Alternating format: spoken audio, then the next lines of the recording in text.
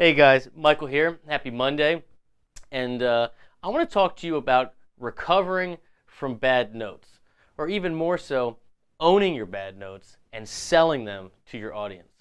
Now, when I was in GIT, I had a professor or teacher, great guitar player named Dan Gilbert. And Dan was the man. He was great, but he hated it whenever anybody would lay on a flat six over the four chord in a blues. Because obviously that sits between a chord tone on your four chord, a chord tone on your five chord, and your one chord, right? It's not in any of the chords. It would be in a minor four chord, but if you're doing a blues where you're all dominant seventh chords, it becomes a flat three over the major third in your four chord. Anyway, long story short, that made us all want, at least me at least, made us want to do more of it. Want us to always find a way to hit that, make eye contact with him, and then bring it back just to let him know that, that was on purpose, right? The point here is that you have two choices when you hit a flubber. If you improv, you're always going to, right? If you're in a band, you're always gonna have some dogs which you just throw away, right? And you have two choices. You either, make it a passing thing, like it didn't happen, or you let it alter the course of your lead. You let it actually change the direction that you're going in. You own it. You sell it to the audience. And I like to think of it just like speaking. Public speaking, improv, talking, storytelling, kind of like what I'm doing, where if you make a mistake and you own it and you let it change the course of the dialogue, by the end, if you're good, if you keep reintroducing motifs, you keep reselling it, by the end, you've convinced your listener that it's not wrong after all, if you know what you're doing, and if you make a point of it and you're not scared to do it. So here's an example of what I want you guys to all try. So this is a 1-4-5. This is a blues in A. So you got A7, D7, and E7. Now, over the 4 chord, over the D7, your chord tone, the third, is F sharp. I'm going to come in with a mistake with an F. That's the flat 6 in the key of A. It's going to totally clash because it's going to be 2 thirds, a minor third and a major third, over that 4 chord together. You're going to tell right away that it's wrong. First time through, I'm going to basically shrug it off. I'm going to, kind of play it in passing. And, for those that are listening, they're going to say, okay, well, you kind of screwed that one up, but, no big deal, right? But then I'm going to kind of talk you through it. I'm going to show you some ways that if you develop little motifs with it and continue to sell it, that by the end of it, you can make it sound like that was your point altogether. And good rebounders, good improv players can recover from stuff like that and make it something new and interesting and enjoy it because you play something you otherwise wouldn't play. And if you play heads up law like that, you're going to have a lot of fun improvising and stop stressing out if you hit bad stuff, because you know what? We all hit clunkers. MJ throws bricks. We all do it. All right, here we go.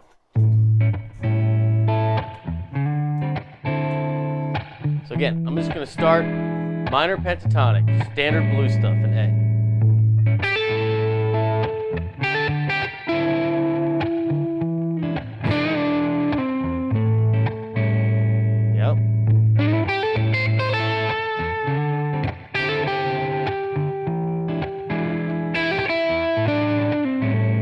Now I'm going to hit a clunker.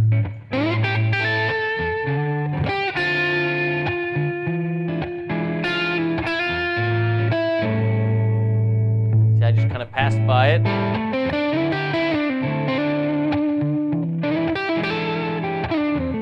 Now I'm back in A minor, right? Now what about this time? If I keep going back to that flat 6, I try to make a new motif with it, both rhythmically, wherever I hit that bad note, that's now the new pulse, and melodically, meaning, can I make lines that include that? Can I find a way to make that work? And the hint here is, the trick, is that if you play a clunker in one spot, oftentimes you get forgiven for it if you can play some more outside stuff around it. So it's not the only outside, clunker, bad note in there. Check it out. I'll start slow and then, gradually bring it up, make it a little more complex. Here we go.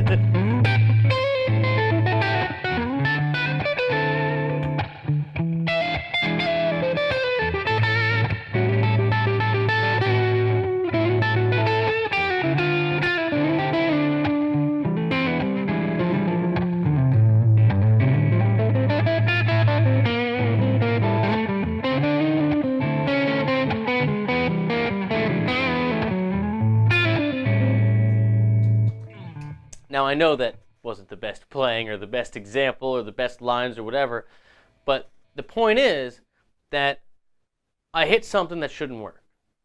And instead of running from it and hiding from it, I made a choice to try to own it and see if I can make something live on the spot, on the fly, work with that bad note, with that clunker, right? And sometimes you do a good job with it. Sometimes you do a bad job with it. But I encourage all of you, when you hit bad stuff, especially when you're live, on stage, in the moment, and you absolutely cannot take it back. You're not in the studio. You're not, doing a video like I am now where I can easily go back and re-record it, right? If I'm pretending like I'm on stage, if you are on stage, if you get in the mindset of always trying to own your mistakes and let them alter the course of your lead, eventually, you're not only going to get good at it, you're not only going to get phrases that are your standard recovery phrases and find more outside stuff to mask the outside, stuff you got wrong before, but you're going to become more comfortable taking chances, and you're going to worry less about hitting bad notes because you're going to know that you're going to recover from it and that you might end up going somewhere that you weren't planning on going. And anybody that does anything improv, and we all do this speaking-wise when we talk to people when we're at parties or whatever, if you've ever been in a discussion with somebody, talking at length and you're kind of out of your comfort zone, and then you say something maybe you shouldn't have or that you didn't mean to say, and then all of a sudden you go on this tangent and you end up talking to someone for 10 minutes and it goes somewhere and you have this conversation that you never ever thought you would, that's what it's all about. If you can get in that mindset of not being afraid of where it's going to go based on, I can't leave this scale or this shape, if you can get past that and just accept that if you hit something and it wants to go somewhere, just commit to it and go somewhere, you are going to play stuff that you otherwise wouldn't play. You're going to be more comfortable as an improviser because you're not going to be timid and afraid about playing stuff that doesn't work. Because you know what? If you do a good job selling it, you will convince the listener that it's on purpose. I tried very hard to do that to Dan Gilbert and GIT.